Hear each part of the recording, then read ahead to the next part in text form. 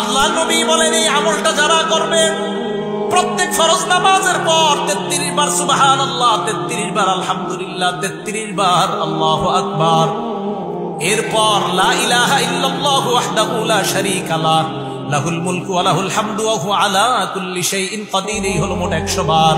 আল্লাহ নবী বলেন গুফিরাত লাহু খাতায়া ওয়া ইন কানাত মিসলা জাবাদিল বাহরি, সমুদ্রের ফেনা পরিমাণ গুনাহ হলেও আল্লাহ মাফ করে দেয়। সমুদ্রের ফেনা পরিমাণ গুনাহ আল্লাহ মাফ করে দেয়। তো এটা কিন্তু একটু বড়। আরেকটা ছোট আমল আপনাদেরকে শিখাই, বুখারীর বর্ণনা, যেটা আগে বলতেছিলাম 6405 নম্বর হাদিস। আমার সাথে বলেন সুবহানাল্লাহি ওয়া বিহামদিহি। বাস শেষ, আর না, বলেন সুবহানাল্লাহি ওয়া বিহামদিহি। এতটুকু قال رسول الله صلى الله عليه وسلم من قال سبحان الله وبحمده في اليوم 100 مرة।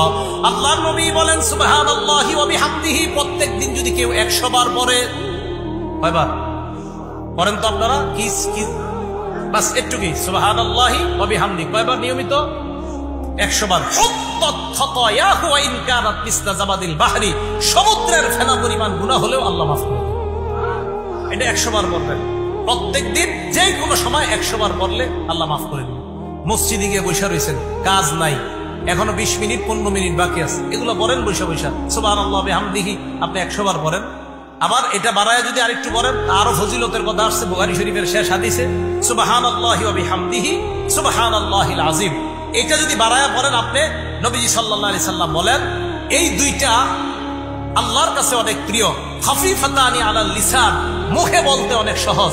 সাকিলাতানি ফিল মিজান, আল্লাহ রাসূল সাল্লাল্লাহু আলাইহি সাল্লাম বলেন সুবহানাল্লাহি ওয়া বিহামদিহি সুবহানাল্লাহিল আযীম, এই দুইটা বাক্য হাবিবাতানি ইলার রহমান, আল্লাহর কাছে অনেক প্রিয়। খাফিফাতানি আলাল লিসান, মুখে বলতে সহজ। সাকিলাতানি ফিল মিজান, মিজানের পাল্লায় ভারী হয়ে যাবে। ভাই আমলটা করবো তো ইনশাআল্লাহ। এবার আমার সাথে আরেকটা আমল করেন, বাস একবারই করেন, বলেন সুবহানাল্লাহি সুবহানাল্লাহ আলহামদুলিল্লাহ। মাত্র কয়বার বললাম? আচ্ছা আবার বলেন তো সুবহানাল্লাহ আলহামদুলিল্লাহ। নবীজি বলেন তামলাউ মা বাইনাস সামাওয়াতি ওয়াল আরদ, মুসলিম শরীফের 422 নম্বর হাদিস, আসমান জমিনের মাঝে যত ফাঁকা জায়গা এই আমল দ্বারা পরিপূর্ণ হয়ে গেছে। সুবহানাল্লাহ আলহামদুলিল্লাহ, এই দুইটা। এবার আমার সাথে শুধু বলেন আলহামদুলিল্লাহ। আবার বলেন তো নবীজি কোনো সংখ্যা বলে নাই, শুধু বলছে একবার যদি বলে আলহামদুলিল্লাহ, পড়েন আলহামদুলিল্লাহ। তামলাউল মিজান, মিজানের পাল্লা ভরে গেছে। এই আমল আমি আপনি না করলে কে করবে? তাহলে 11 নম্বর উপায় গুনাহ মাফের জিকির করা। জিকিরের মধ্যে আলহামদুলিল্লাহ জিকির, সুবহানাল্লাহ জিকির, আলহামদুলিল্লাহ জিকির, এগুলা সব জিকিরের অন্তর্ভুক্ত।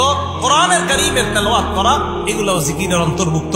আল্লাহ পাক রব্বুল আলামিন আমাদের সকলকে গুনাহ মাফের যে 11টা উপায় আলোচনা করা হয়েছে, একটু বসেন।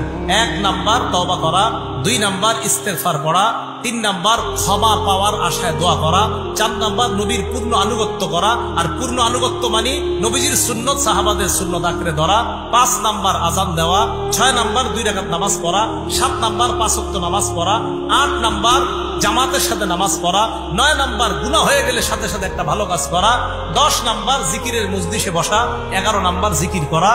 এই উপায়গুলো আমরা অবলম্বন যদি করতে পারি নিয়মিত, আল্লাহ আমাদের গুনাহগুলো মাফ করতেই থাকবেন। আল্লাহ আমাদের সকলকে গুনাহমুক্ত জীবন নিয়ে যেন আমরা কবরে যাইতে পারি, আল্লাহ তৌফিক দান করেন। আমিন ওয়া আখিরু দাওয়ানা আলহামদুলিল্লাহি রাব্বিল আলামিন। আসসালামু আলাইকুম।